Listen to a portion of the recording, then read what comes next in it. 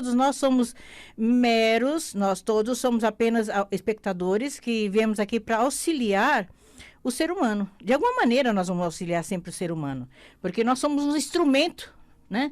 É através desse instrumento que nos foi concedido essa habilidade, nós vamos conseguir transmitir alguma coisa para a humanidade, né?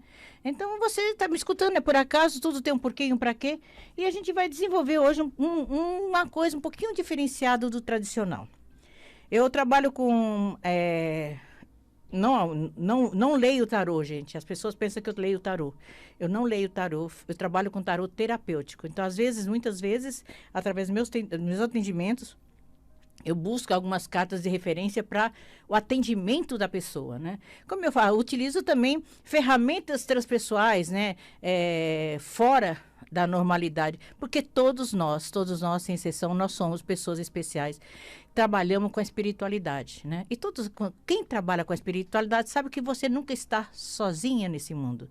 Todos sempre estamos em conjunto com alguém, né? Quando você está em comum com alguém, ela sempre vai nos dar ferramentas, né? Vai nos fazer sermos melhor um pouco através dessas ferramentas que nós tradicionalmente conhecemos, né? E hoje é um dia muito especial para mim. Aliás, eu vou até ler uma parte, né, de um contexto, porque hoje eu brinco, né? Que eu gosto muito dos anjos, né? E hoje é dia de Arcanjo Miguel, né? O horário, né? O dia de Arcanjo Miguel.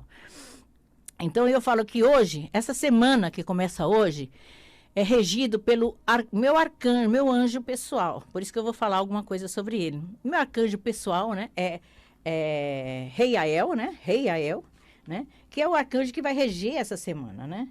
Então, esse arcanjo, né, que dá uma formação de Júpiter com Sol. A palavra-chave é consolação. Áreas influenciadas, né? Saúde, relacionamento, interpessoais. Atributos: determinação, fortuna, eloquência, grandes possibilidades de se recuperar de enfermidades espontaneamente. Amor por uma pessoa próxima, habilidade para persuadir os outros ou para minorar sua tristeza com a palavra certa. O dom da palavra. Nem sempre a gente sabe ter esse dom da palavra e conseguir pôr essa palavra.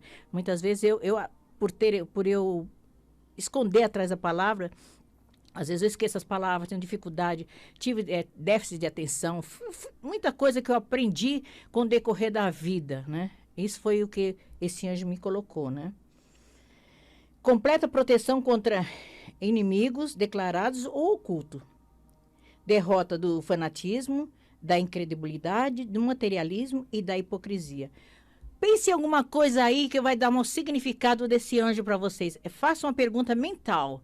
Todos que estiverem ouvindo, façam uma pergunta mental, que eu vou responder essa pergunta através desse anjo. Depois eu vou tirar também para vocês, que eu gosto muito as cartas do caminho sagrado. Eu vou tirar também hoje para vocês a carta do caminho sagrado. E vão sintonizando com essas cartas para vocês saber que resposta vão ter para vocês.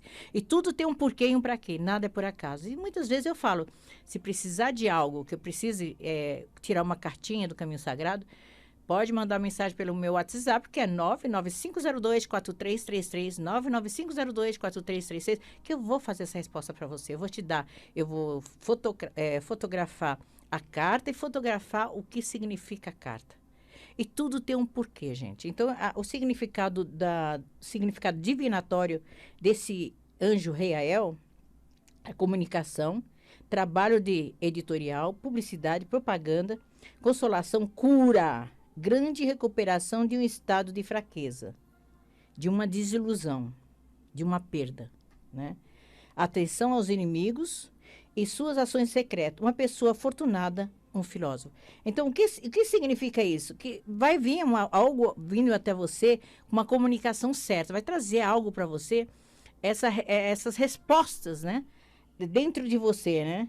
A pessoa normalmente tem determinação, tem eloquência, né? Sabedoria. Ele vai trazer umas respostas certas para você, naquilo que você acredita, o que você está precisando escutar, né? Porque você sabe que muitas vezes nós ouvimos, mas não escutamos. Ouvir é diferente de escutar. Muitas vezes nós ouvimos a rádio, mas nós escutamos realmente o que ela quer dizer. Então, muitas pessoas vivem nesse aspecto da dualidade dentro dela mesma. Então, vamos começar a ver, né, o que nós precisamos, né? E muitas vezes, né, depois de uma enfermidade ou de uma cirurgia, a recuperação é rápida e completa. Então, você percebeu que tem diversos significados para essa carta hoje. Então, vamos ver qual delas foi viável para você, tá? Agora, já falei isso, já falei sobre o anjo de hoje é Arcanjo Miguel. Agora eu vou falar um pouquinho sobre o meu trabalho, que eu vou falar um pouco sobre a constelação familiar. E eu vou falar para vocês um texto muito importante que eu recebi do Dia dos Pais, que esse mês de agosto, a gente brinca, né? Mas todo mundo tem um dia. E esse mês de agosto é o mês, né, dos pais, né? E eu vou ler uma cartinha, né, uma simbologia dos pais para vocês verem como é importante o que os pais, né, o que representa o pai, né? Aí eu vou ler essa é uma história, né? É uma pequena história.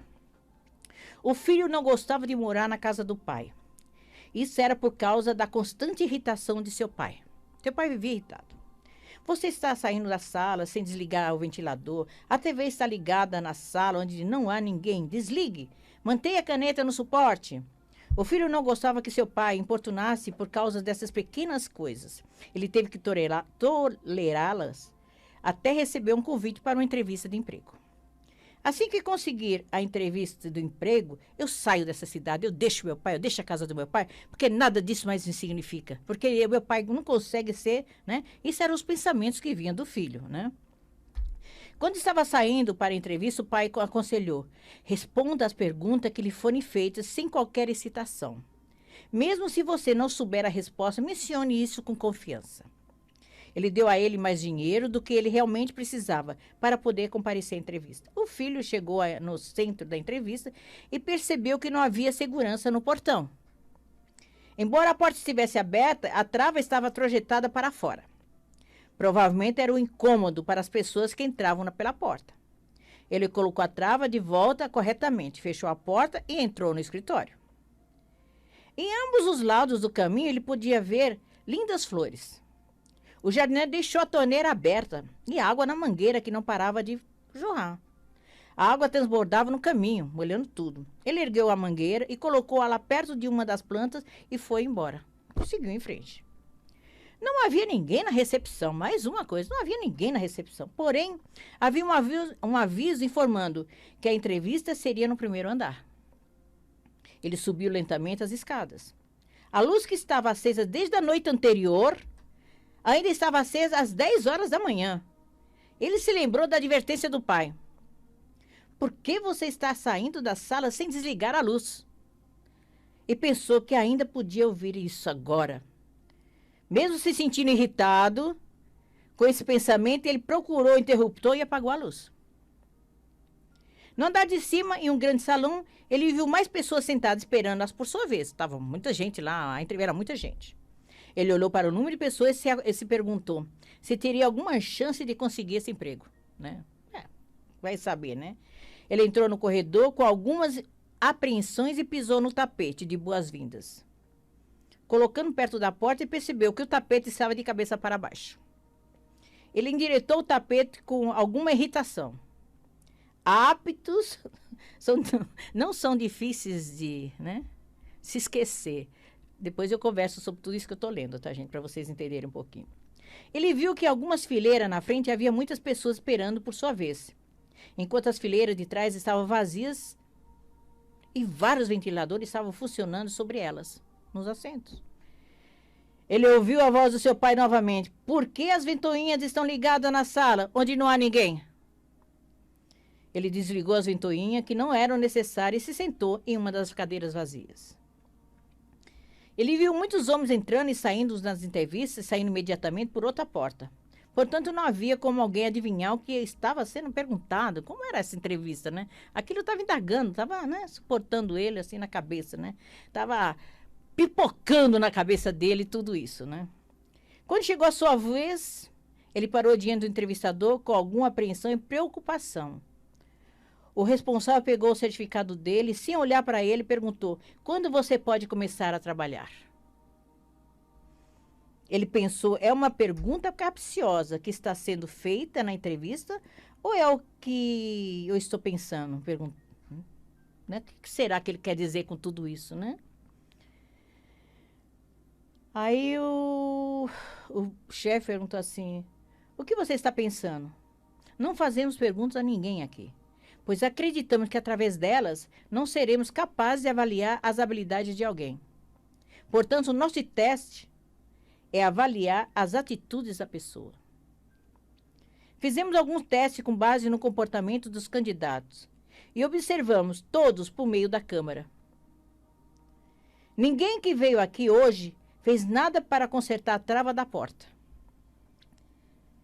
a mangueira arrumar, o tapete de boas-vindas, desligar os ventiladores ou as luzes funcionando inutilmente.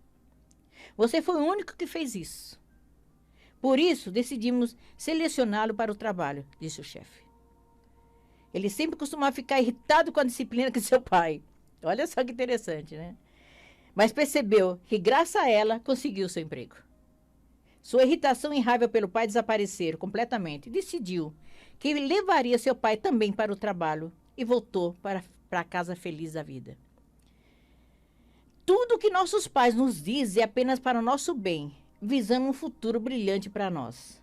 Uma pedra não se torna uma pedra escultura se resistir à dor, né? Quando ela caiu ou se lascou. Para nos tornar uma bela escultura e um ser humano melhor, precisamos aceitar admoestações que esculpem os maus hábitos e comportamentos de nós mesmos. É isso que nossos pais fazem quando nos disciplinamos. A mãe levanta a criança pela cintura para alimentá-la, acariciá-la e colocá-la para dormir. Mas o pai levanta a criança nos ombros para que ela veja o mundo que ele não pode ver. Podemos perceber a dor de uma mãe quando ela sofre. Mas a dor do pai pode ser percebida apenas quando outros nos dizem. Nosso pai é nosso professor. Quando temos 5 anos, um vilão. Quando temos cerca de 20 anos, é um guia enquanto viver. As mães podem ir para a casa de seus filhos quando envelhecer, mas o pai não sabe fazer isso. Ele é orgulhoso para isso. Ele não tem essa, vou dizer, essa humildade. Não adianta machucar seus pais quando eles estão vivos e lamentar quando eles partirem. Traga-o sempre dentro de você. Vibe Mundial 95,7